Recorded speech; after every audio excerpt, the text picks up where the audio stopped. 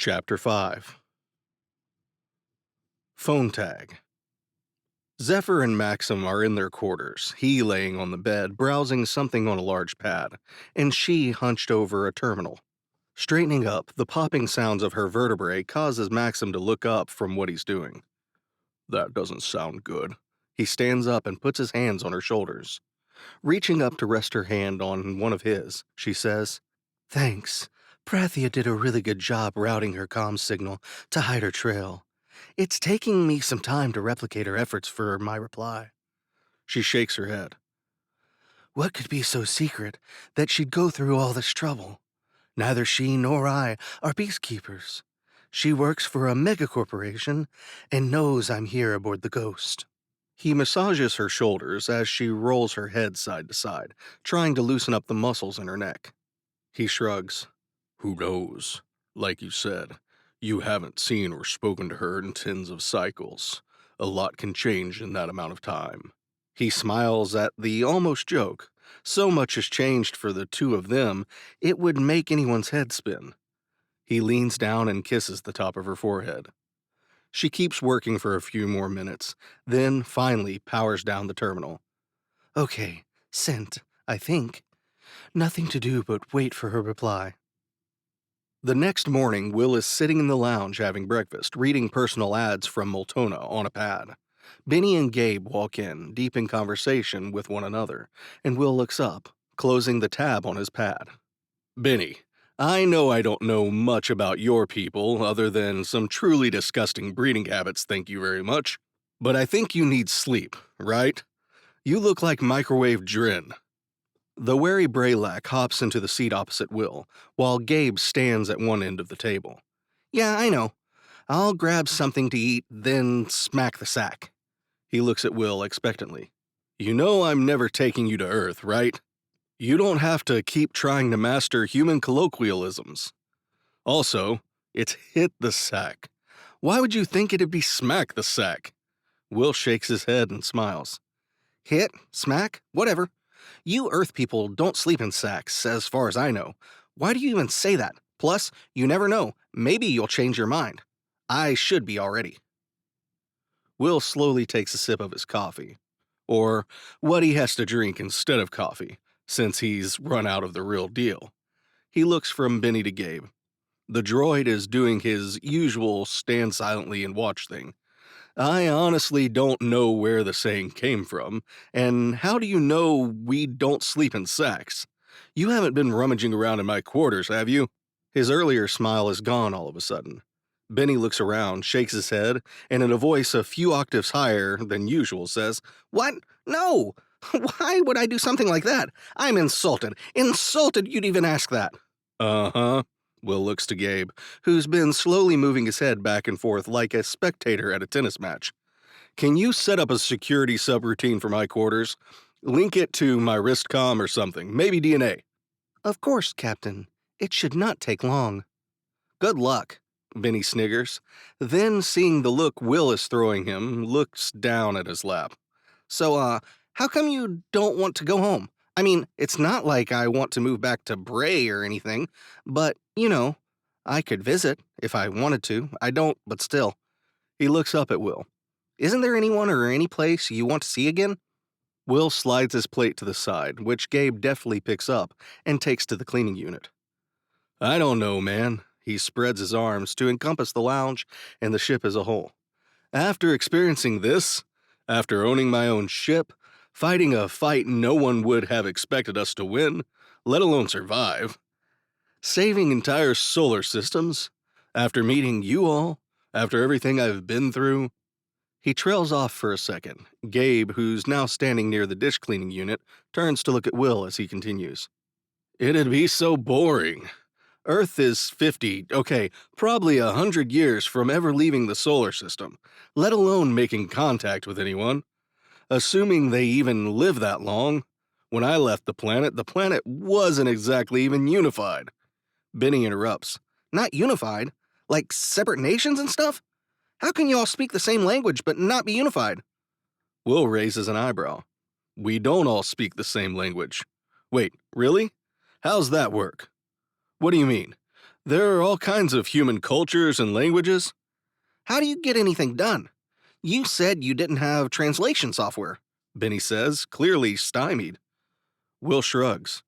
We do it the hard way. Plus, the first experimental FTL pod my government made left the solar system when I did. Langsham stripped it down for parts and sold most of it off. What he couldn't sell, he dumped on Fury. Oh, and I'd rather not be dissected. Benny's face goes a few shades lighter. Dissected? Will shrugs. I've been gone a few years. They declared me dead. Showing up back in Denver for brunch one day might raise a few eyebrows. Last time I went for supplies was risky enough. So yeah, I think I'll pass. Earth can get along just fine without me. He looks at his cup of not quite coffee, adding, and, for the most part, I can get along without it. Gabe raises his hand, indicating a question. Do you not have familial relations on Earth? People who might want to know that you are not indeed lost in space? Loved ones? Friends?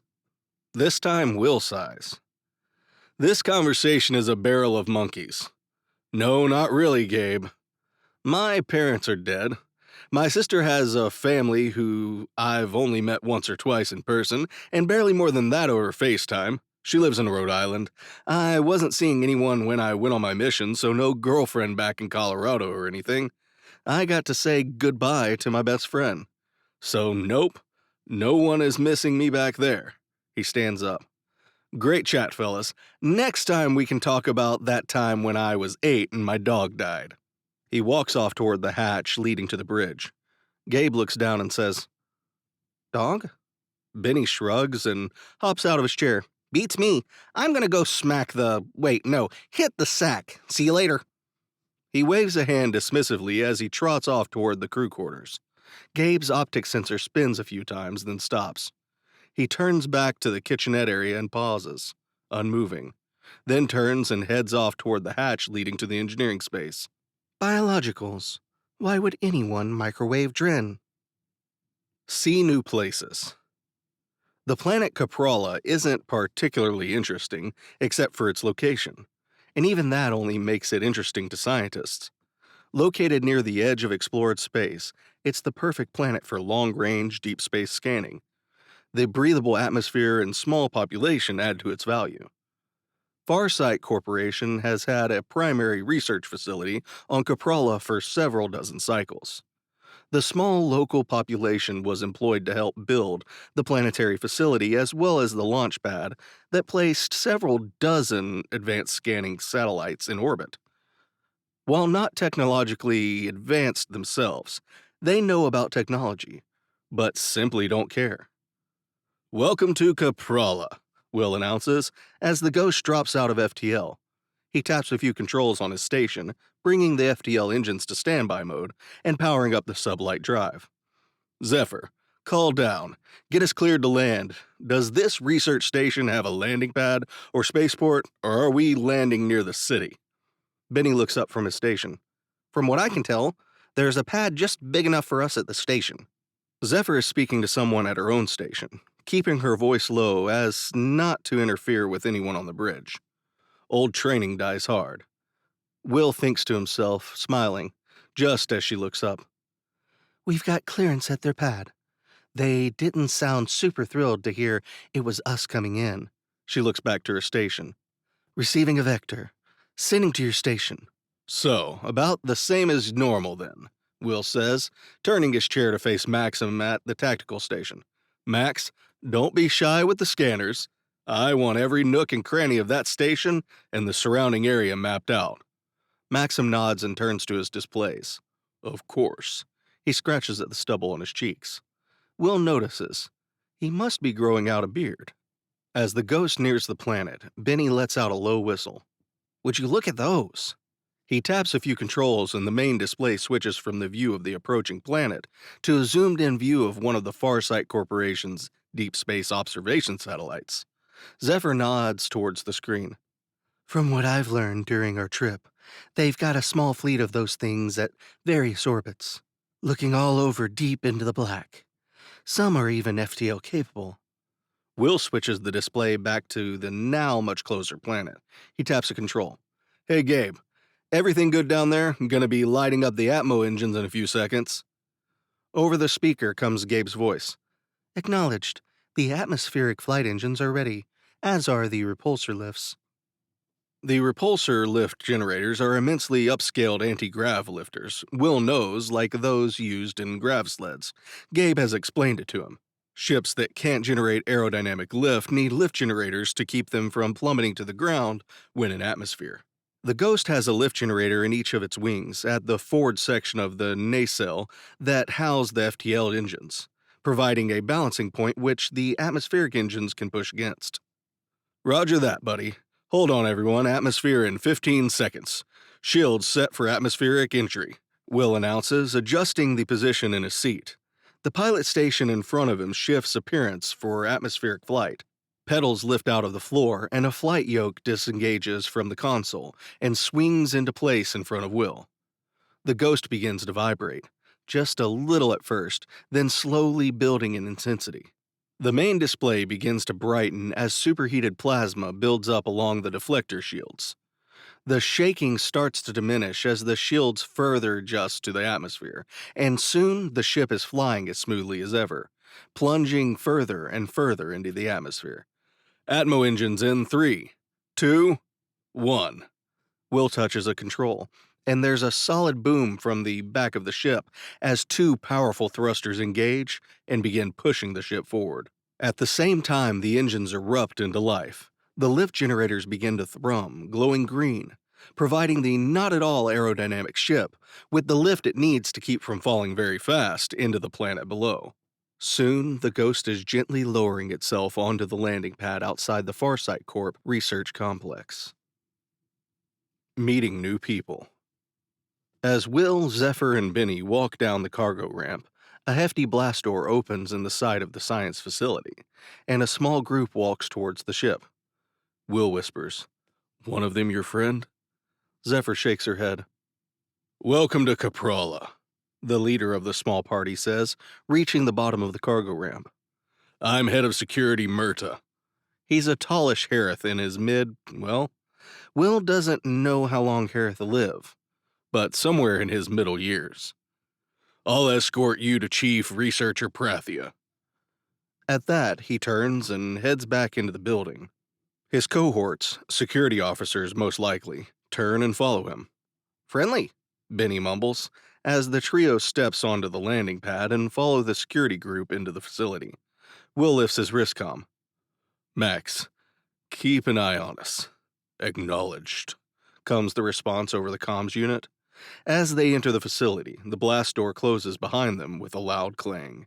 The inside of the facility is made of a clean, white plasti steel and what's likely to be shatterproof transparent ceramic. The hallways they walk down are lined with what Will assumes are labs, walls of computer banks, tables covered in tech he's never seen before, rooms with nothing but computer terminals and computer operators. Will looks down at Benny. "You're drooling." Benny wipes his mouth and glares at Will.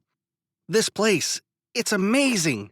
We just passed a Quantum Industries YT-1000, A-1000. He's practically dancing. "Do you know what I could do with that thing?" Will shakes his head. "I don't even want to know, and no touching."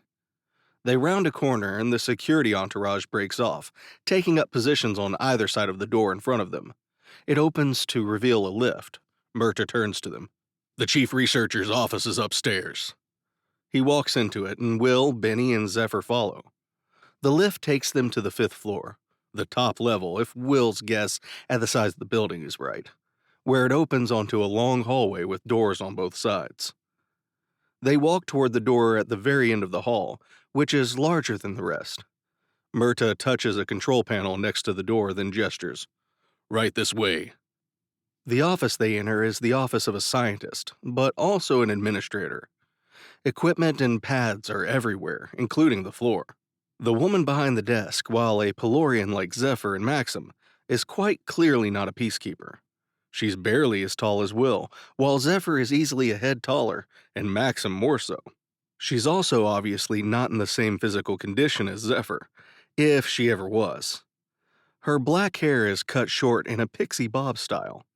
The woman behind the desk nods to Myrta, then looks at Will briefly, then at Zephyr. Zephyr, she says, standing up. Prathia, Zephyr nods in welcome. This is Will.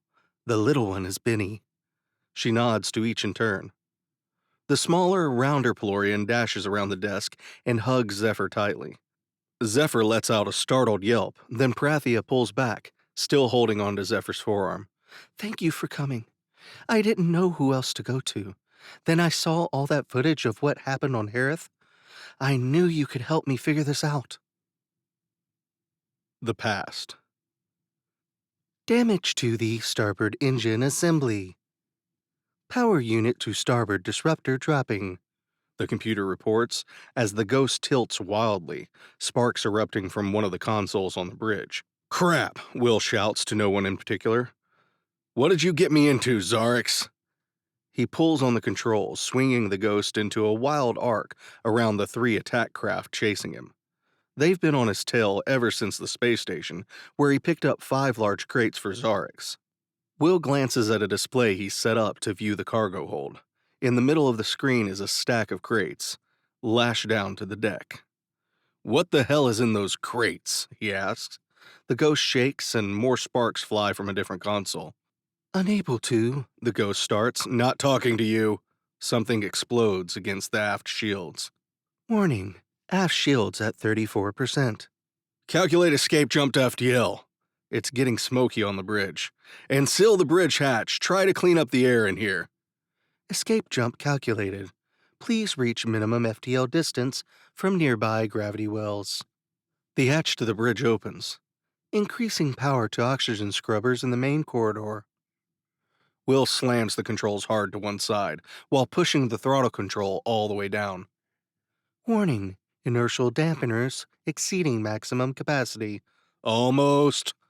Will hasn't taken his eyes off the primary tactical display, showing nearby space. The planet that the space station orbits is a massive gas giant. Its gravity well is enormous, and the ghost is almost to the boundary. Almost! Black dots are beginning to swim around the edges of his vision. Warning, inertial dampeners have exceeded maximum capacity. The ghost shudders again. More sparks erupt, this time from yet another console.